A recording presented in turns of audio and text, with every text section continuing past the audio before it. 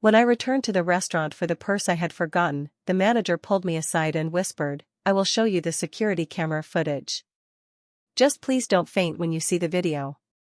What my husband was doing on that recording made my legs give out in that very second. If these stories mean something to you, please subscribe. Your subscription means more to me than you can imagine. It is motivation. It is the reason I continue telling these stories. And write in the comments where you are watching from. Now let's begin. Christina Asmus adjusted her dark blue dress as she got out of a taxi on Tverskaya Street. The autumn air was filled with the familiar chill of Moscow. She was 34 years old. She was married to a successful man and celebrating 10 years of a life that, from the outside, looked like it came straight from glossy magazine pages. The Metropole restaurant glowed warmly ahead. Its windows were fogged from the heat inside. Through the glass, she saw couples at tables, waiters moving with practiced precision between them, flickering candles on white tablecloths. It was a place where important people made deals and lovers made promises. Christina had been coming here for many years, ever since Nikolai Valuev brought her here on their first date, when he still looked at her like she was the answer to a question he had never thought to ask. She checked her phone. No messages. Nikolai said he might be late, some office matters. Now he was a senior partner at a consulting firm, a job that demanded pieces of his soul she never realized he was giving away. The restaurant door opened before she reached it. A young couple stepped out, laughing about something only they understood. Christina smiled at them automatically, the way Muscovites do when pretending not to notice someone else's happiness. She stepped inside. First came the warmth, then the smell of garlic, cream, and fresh pastries. The hostess recognized her immediately, a young woman with dark hair pulled so tightly her eyes looked slightly stretched. "Christina Asmus, good evening. Your husband is already here. He arrived about 20 minutes ago."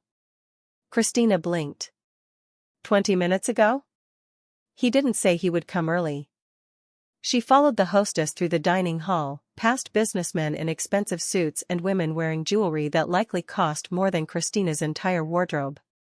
An corner table by the window came into view, and there was Nikolai Valuev, rising from his seat with the same smile she once found irresistible.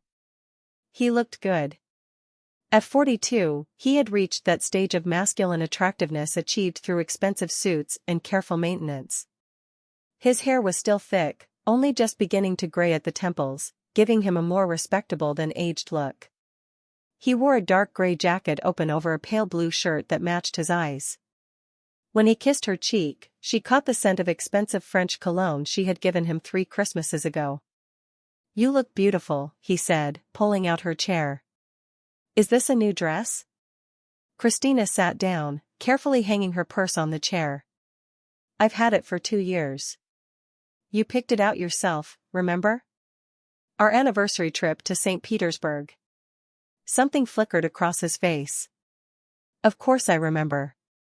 She smiled anyway. It was her habit. Nikolai called the waiter, and within minutes they had wine. "To 10 years, he said, raising his glass. "To 10 more, she replied. Their glasses clinked. Nikolai talked about his day, difficult clients, an upcoming trip to Kazan. She listened, nodded, asked the right questions. She spoke about her sister Ekaterina Klimova planning to move to Sochi, about a leaking faucet in the bathroom. Pasta was served, then more wine, then tiramisu, which Nikolai ate while glancing at his phone under the table. At 11 p.m., they stepped into the cold and took a taxi home. Their apartment was on Bolshaya Sadovaya Street, in a pre-revolutionary building with high ceilings. Nikolai went straight into the bedroom. Christina stood in the living room, looking at the photographs on the shelf, wedding photos, vacation photos in Turkey, frozen moments preserved like insects in amber. Then she realized something. Her purse was gone. She searched everywhere. Nowhere. A black leather purse with her wallet, keys, and work pass had disappeared. "It must have been left at the restaurant," she said. "Nikolai," she called. "I left my purse at the restaurant. I need to go back." He came out in his pajamas. Now? It's late. I'll go with you, he said. You're tired. It's just 20 minutes. Go to sleep. I'll manage. She was already putting on her coat. I'll be fine. He paused, then nodded and went back into the bedroom. Christina went downstairs. The fog outside had thickened. She walked to the corner and caught a taxi. The driver didn't try to talk, and she was grateful for that. The restaurant was still glowing when she arrived. Christina paid and walked toward the entrance. A small bell above the door rang as she pushed it open. The hostess was gone. In her place stood a young man holding a menu. He recognized her. Christina Asmus, you're back. Your purse is still at your table. Christina smiled with relief.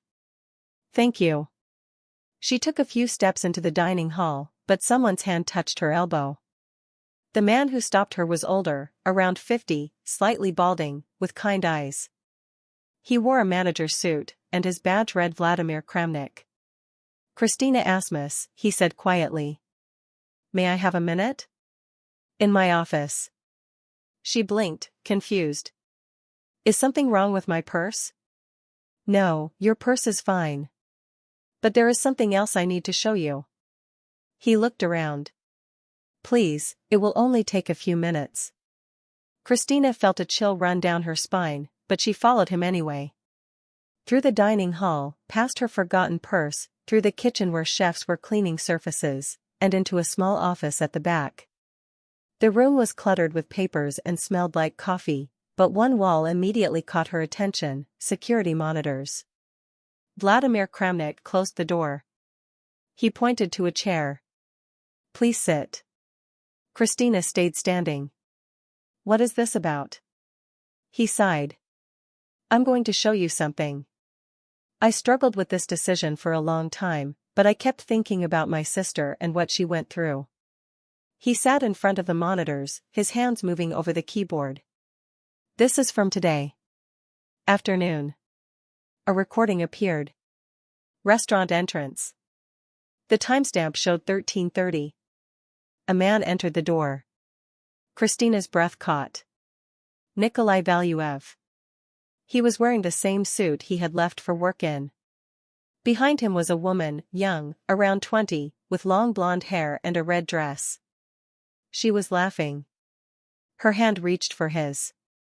Christina's heart dropped. Cut to another angle. Nikolai and the woman were led to a table. Not just any table, the corner table by the window. Their table. They sat close. The woman leaned in. Nikolai took her hand. A waiter brought wine. They clinked glasses, then kissed. Not a quick kiss on the cheek. A real kiss. Christina grabbed the edge of the table. The room felt like it was closing in. There's more, Vladimir said quietly. He scrolled through recordings, different dates, different women, always the same corner table. One of the waiters appeared in several clips serving them. A bartender prepared drinks. A regular customer sat nearby during one of their lunches. 3 months. That's how long Vladimir had been watching. Why? Christina's voice shook. Why are you showing me this? Vladimir turned to her. Because you deserve to know the truth. I watched you come here week after week with that man, and I saw how he didn't look at you. And then I saw him with them. I told myself it wasn't my business. But every time you walked through that door, smiling, trusting, I felt like I was part of his lie. Christina sank into a chair. Tears streamed down her face. How many people know? She whispered. Too many, Vladimir admitted.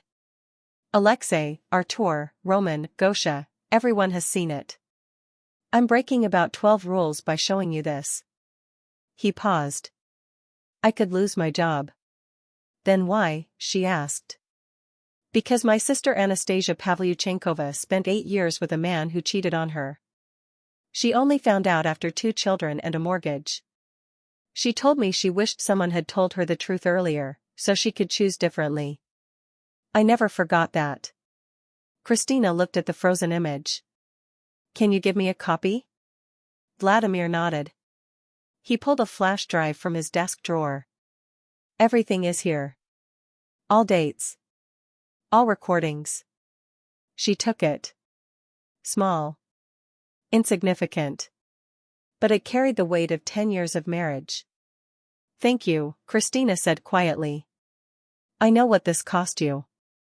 Vladimir walked her back through the restaurant, retrieved her purse, and escorted her to the door. Before she left, he touched her hand. You'll be okay. You're stronger than you think. She nodded and stepped into the night. The taxi ride home felt like a fog. Christina sat in the back seat, clutching the flash drive like a lifeline. City lights passed by, but she didn't see them. Her mind was stuck on the image, the kiss, the betrayal. When she arrived home, Nikolai was asleep. She stood in the bedroom doorway, listening to his breathing, watching the steady rise and fall of his chest.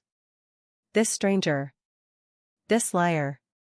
She had shared a bed with him for 10 years. She didn't wake him. She went to the study, closed the door, and inserted the flash drive. For 6 hours she reviewed every file, took screenshots, wrote down dates and times, building her case methodically and coldly, like a prosecutor. By sunrise over Moscow, she finally closed the laptop. Gray light filled the room. She looked at her reflection and barely recognized herself. 34 years old. Married for 10 years to a man who had cheated on her at least twice. She picked up the phone and called her lawyer. Her lawyer's name was Larissa Latinina, a sharp woman in her 50s. I need to start divorce proceedings, Christina said. Pause. Then tell me everything. Christina did. The recordings, the dates, the women. When she finished, Larissa let out a quiet whistle. Bring me everything you have. Today. And don't tell him anything yet. The next 3 days were the longest of Christina's life. She slept in the guest room, staring at the ceiling while replaying 10 years in her mind. At breakfast, she avoided Nikolai's eyes, pretending to read while everything inside her burned. Her phone constantly buzzed with Larissa's messages, bank statements, unknown withdrawals, hotel charges she had never seen. A private investigator sent photos of Nikolai with different women, laughing in public, holding hands. On Friday evening, Nikolai came home with roses. Let's go away for the weekend, just the two of us. I miss you. I want to fix everything. Christina looked at the roses. Sit down, Nikolai. We need to talk. She told him about the restaurant, the recordings, the women. She watched his expression change, confusion, denial, panic, fear. This is absurd, he said, but his voice trembled. Christina took out a photograph, a blonde woman. Nikolai's hand was on her back. A date was visible. He stared at it. I have more, Christina said quietly. I have 2 years more. So let's skip the part where you lie. Let's go straight to the part where you pack your things and leave. Nikolai begged. He cried, promised therapy, blamed stress, blamed her coldness, anything except himself. Christina listened.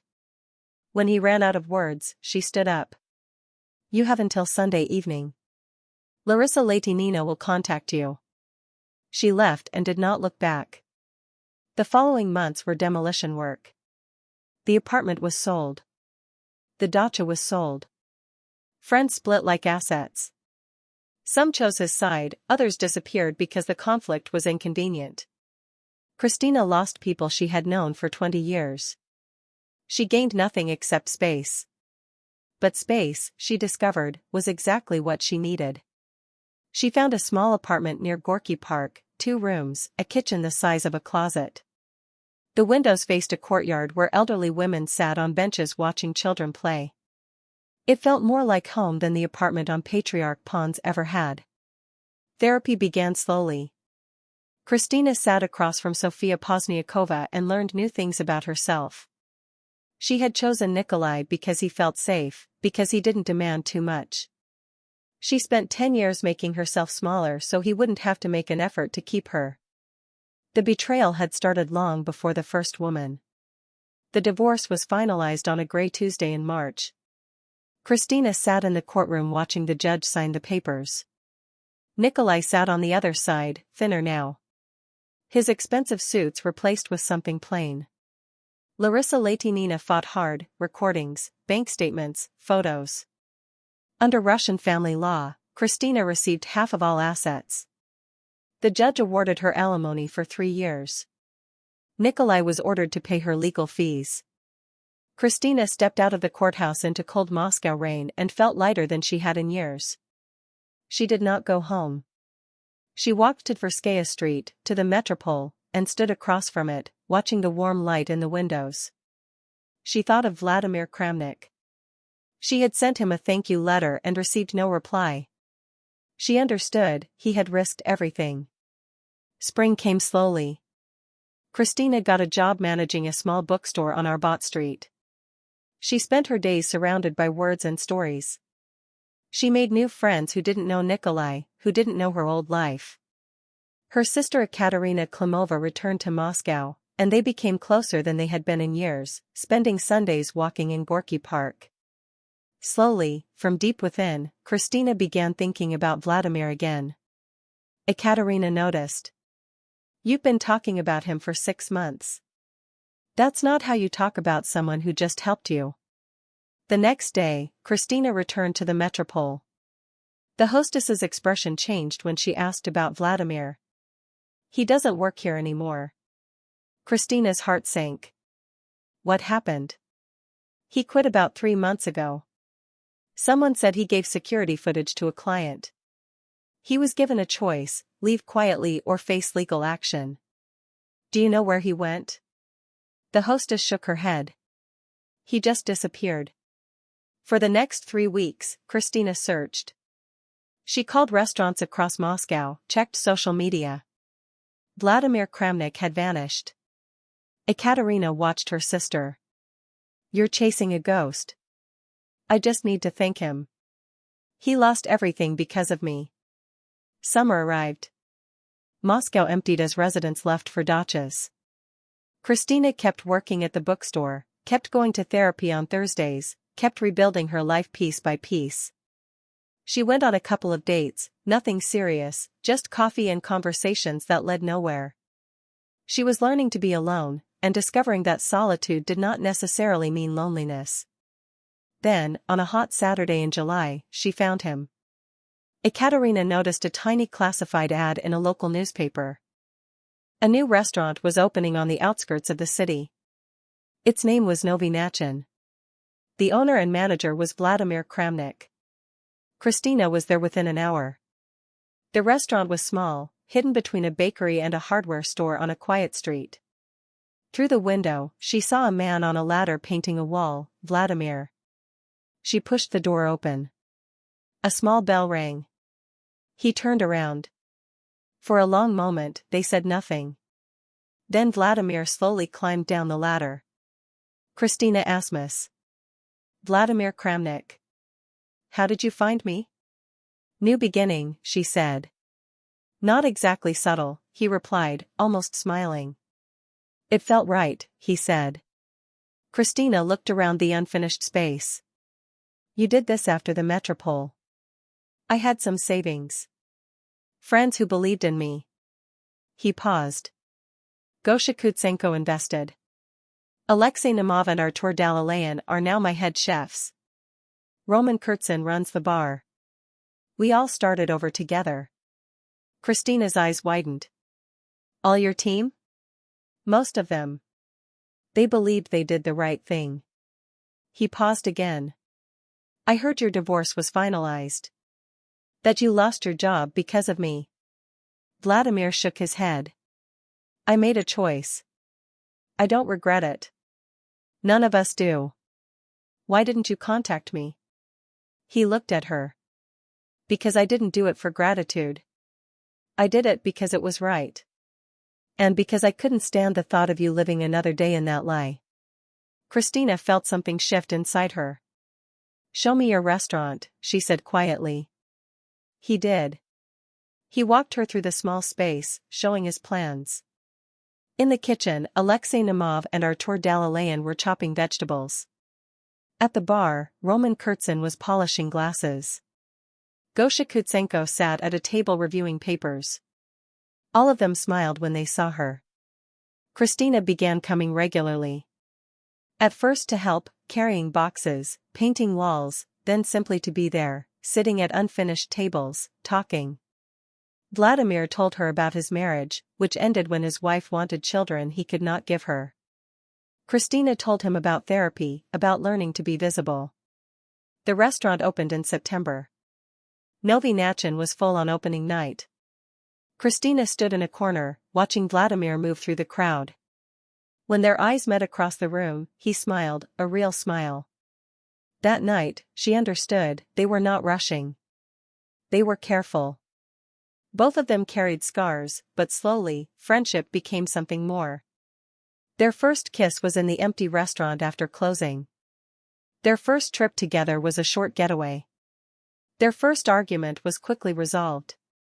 Ekaterina Klimova watched her sister fall in love and cried from happiness.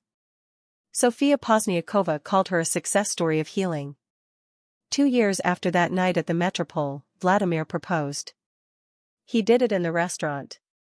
Novi Nachin had expanded into the neighboring space. On a quiet Tuesday evening, Vladimir closed early, lit candles on every table, and led Christina to the corner table by the window. "I know you have reasons to be afraid of this," he said, kneeling down. "I know you were hurt. But I have loved you since the first time I saw you enter the Metropole. I loved you when I showed you those videos, knowing I could lose everything. I loved you through every conversation, every meal, and I will love you for the rest of my life, if you let me." Christina looked at him, this kind, brave man who risked everything for her when she was still a stranger. "Yes," she said. The wedding was simple, 30 people in a garden. Christina's mother cried. Katya gave a toast. Anastasia Pavlyuchenkova, Vladimir's sister, flew in from St. Petersburg and hugged Christina like a sister. Gosha Kutsenko, Alexei Nemov, Artur Dalalayan, and Roman Kurtsin filled an entire table. Their families were there too. And Vladimir looked at his bride with eyes that held no secrets, no lies. They still live there, in that district on the outskirts of Moscow. Novi Nachin is thriving. Christina works together with Vladimir, managing the dining hall. They live in a small apartment above the restaurant. Nikolai Valuev remarried. A blonde woman, Dinara Safina, became his wife. Christina heard that he lost his job and that the scandal followed him. She does not think about him often. The flash drive is still in a drawer. Christina never threw it away. It reminds her of the price of lies, and the price of truth. Sometimes, on quiet evenings, Christina and Vladimir sit at the corner table and watch guests come and go. They talk about the future, plans for expansion, the possibility of having children. Christina is now 38. She has been married to Vladimir for 2 years. She has a life she could never have imagined on the night she returned to the Metropole. She often thinks about that night, the moment Vladimir touched her elbow, the moment everything changed. If she had not forgotten her purse, if she had not gone back, how much longer would she have lived in lies? There is no answer to that question. But Christina does not need one. She knows that sometimes the universe intervenes in strange ways. Sometimes a forgotten purse is not an accident, but a gift. Sometimes the person who shows you the truth is the one meant to share your life with you. Tonight, the restaurant is full. Christina moves between tables, greeting regular guests. At the corner table, a young couple clinks glasses over something intimate and unspoken. Christina smiles and walks toward the kitchen, toward Vladimir. He stands by the stove, tasting sauce. Next to him, Alexei Nemov and Artur Dalalayan work in perfect synchronization. At the bar, Roman Kurtsin laughs with a guest. Gosha Kutsenko sits with his family by the window. When Vladimir sees Christina, he smiles widely. "Busy evening," he says. "The best," she replies. She walks up to him, and he wraps an arm around her waist. They stand together, looking at their restaurant, their life, their love. "Are you okay?" he asks quietly. Christina looks at him, this man who saw her at her worst and never flinched, who chose truth over safety. "I am wonderful," she says. And for the first time in her life, she truly means it. The evening continues around them. Plates clink, glasses ring. An ordinary evening, ordinary happiness, the kind that gives life quiet meaning. The best kind of happiness. Not dramatic, not full of fireworks, just calm, steady, real. The kind where you wake up every morning next to someone who truly sees you. The purse that saved her life sits in a cabinet upstairs. Christina no longer carries it. It is too old, too worn out, but she cannot throw it away. It reminds her of who she was, and who she became. It reminds her that sometimes the smallest things change everything. A forgotten purse. A brave man. A truth that hurt, but healed. That is the story. That is life. That is love. And it is still being written. Thank you for listening. If this story touched you, please like, share with your loved ones, and subscribe to the channel. Stay strong and stay healthy.